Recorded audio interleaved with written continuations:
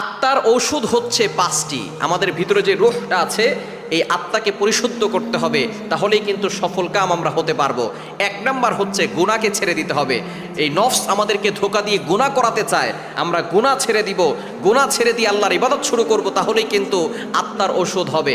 1 number হচ্ছে গুনাহ ছেড়ে দিতে হবে। 2 নাম্বার হচ্ছে কোরআন তেলাওয়াত করা, কোরআনের অর্থ বুঝে তারপরে তেলাওয়াত করার চেষ্টা করা। আপনি যতটুকু পারেন কোরআন তেলাওয়াত করবেন। 3 নাম্বার বেশি বেশি করে আল্লাহকে স্মরণ করা, আল্লাহর জিকির করা, সুবহানাল্লাহ, আলহামদুলিল্লাহ, লা ইলাহা ইল্লাল্লাহ, আল্লাহু আকবার, এই জিকিরগুলো বেশি করা। 4 নাম্বার হচ্ছে তাহাজ্জুদ পড়া।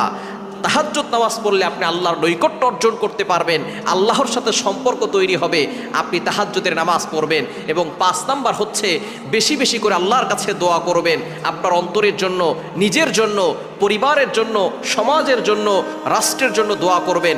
ইনশাআল্লাহ আস্তে আস্তে করে আপনার আত্মা পরিশুদ্ধ